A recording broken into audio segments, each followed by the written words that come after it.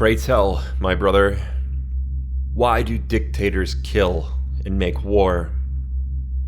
Is it for glory, for things, for beliefs, for hatred, or power? Yes, but more, because they can.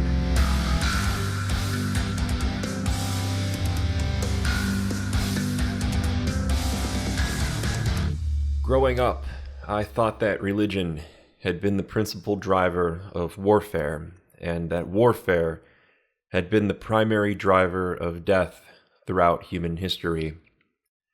This belief, painting religion as mankind's deadliest scourge, was grounded in the tumultuous 1400 years leading up to the Crusades, marked by Islamic conquests and the relentless persecution that led to the deaths of 3 million Christians. This period was rife with significant battles, massacres, and the widespread destruction of Christian cities and sanctuaries, highlighting the profound impact of religious conflict even before the Crusades, which claimed another 3 million lives.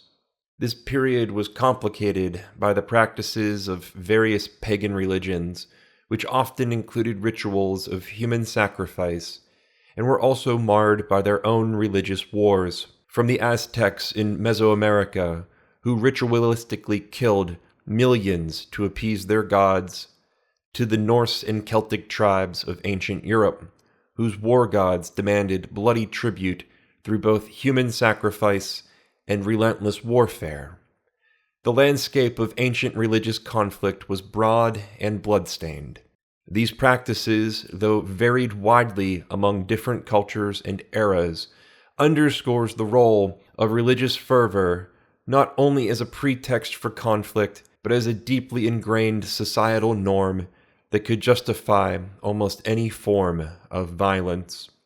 The historical narrative of religion as a cause of war does not stop at the borders of Christianity or Islam. It extends into nearly every ancient civilization where divinity justified kingship and kingship justified war.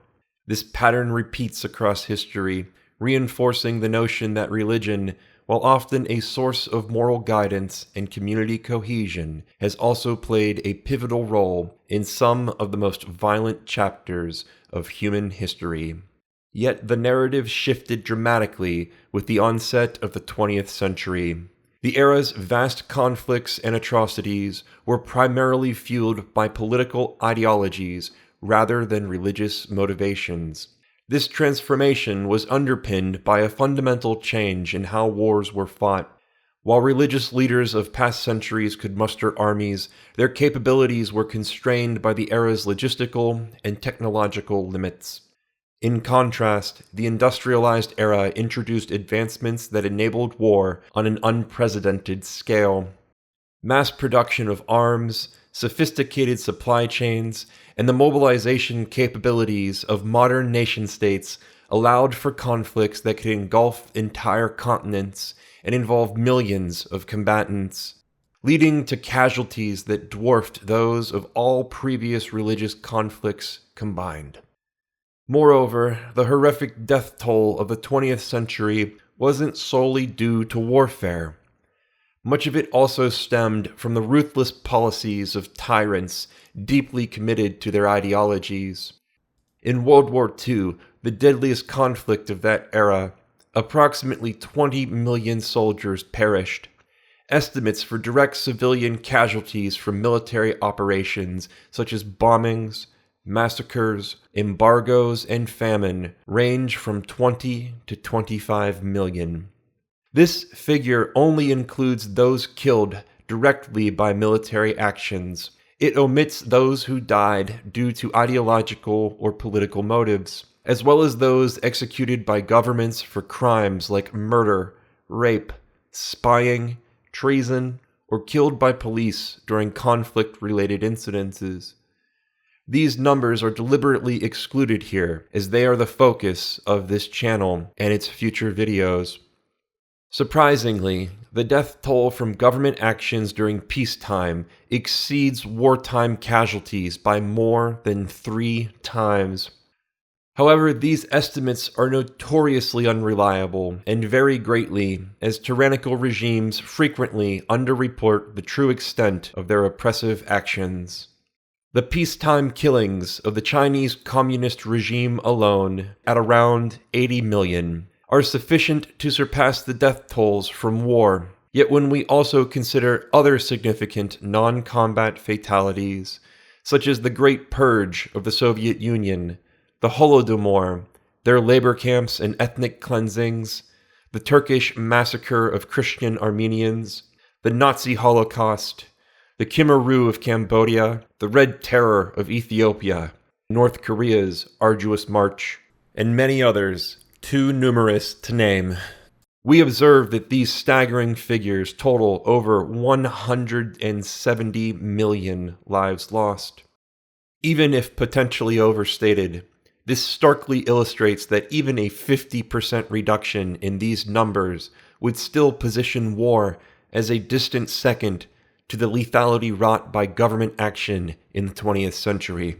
The scale of these atrocities vividly illustrates the catastrophic impact of ideological extremism. Tyrants such as Mao Zedong, Joseph Stalin, and Adolf Hitler pursued their political visions with a callous disregard for human life, causing suffering of unparalleled scope. Mao's great leap forward in cultural revolution triggered widespread famine and initiated purges that decimated tens of millions.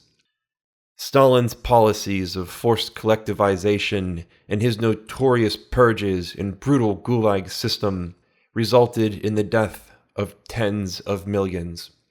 Hitler's Holocaust was the orchestrated and systematic extermination of 6 million Jews, alongside more than 6 million others classified as undesirable.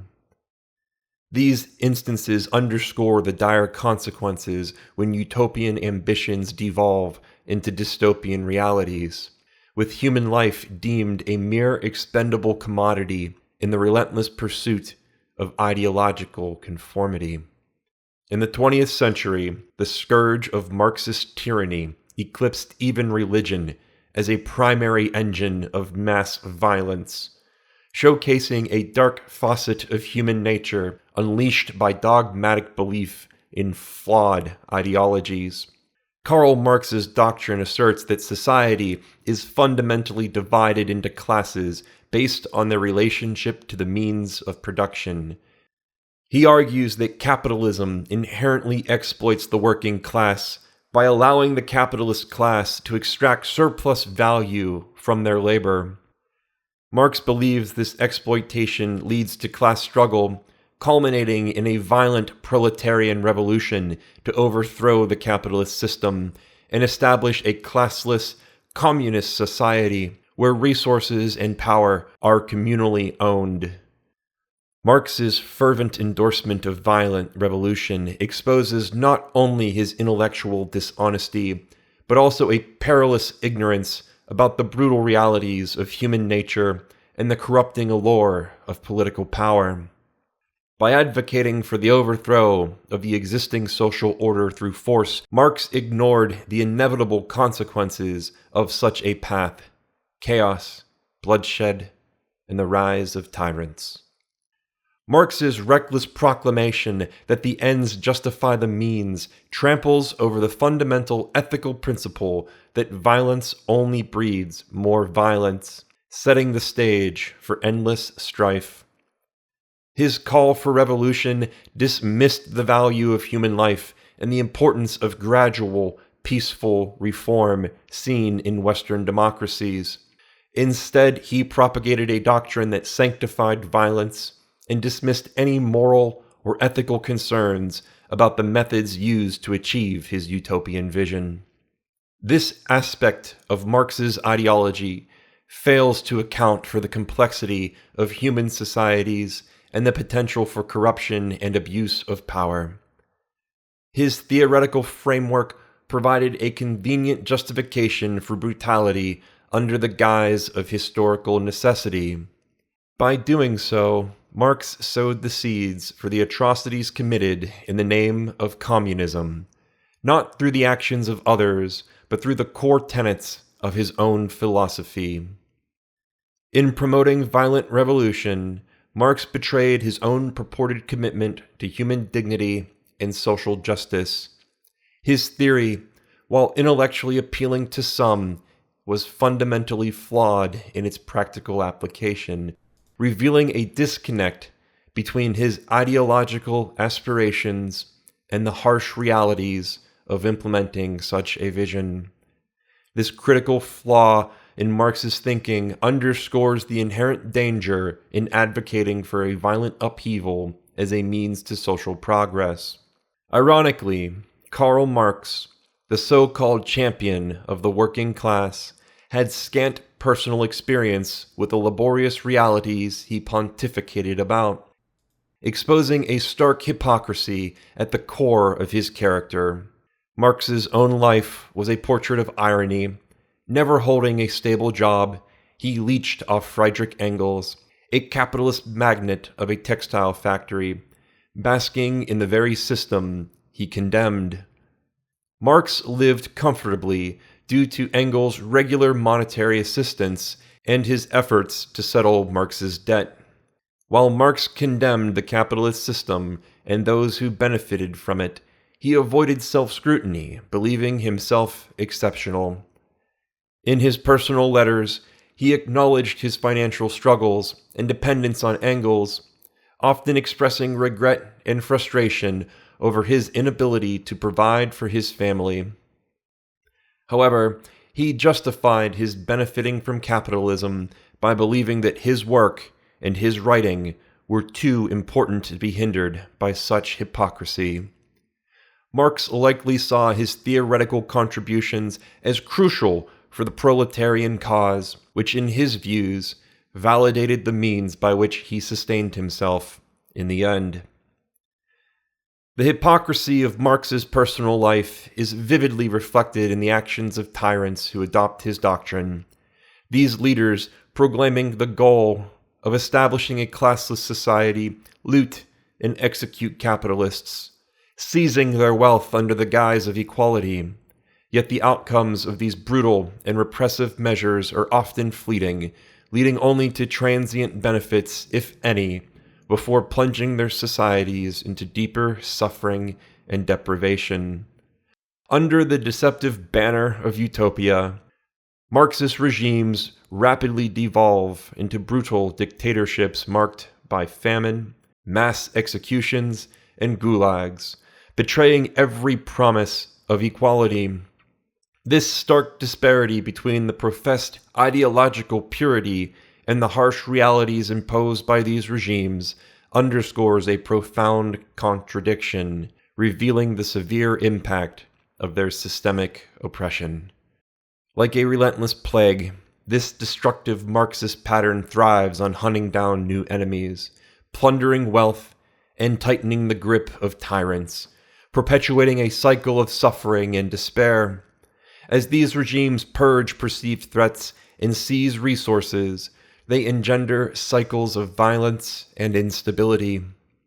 The initial redistribution of wealth, often touted as a step towards equality, frequently precipitates economic collapse, ultimately leaving the populace worse off than before.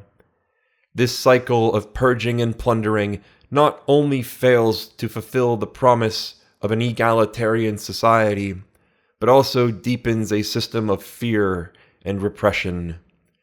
Ultimately, the very principles of Marxist ideology enables dictators to enforce their totalitarian regimes, thereby perpetuating a legacy of extensive suffering and widespread human rights violations. Thank you for watching this episode of Tyrants in Tyranny. These stories, while difficult, are crucial. They remind us of the vigilance needed to protect our societies from falling into the hands of tyranny again. If this content resonates with you, or you feel it's important that these narratives are shared and remembered, consider supporting this channel through Patreon. Your support not only helps keep this channel alive, but also contributes to a broader understanding and awareness of historical truths. We're in this together, and it's by supporting one another that we ensure the past does not repeat itself. Stay informed, stay connected, and most importantly, take care of yourselves.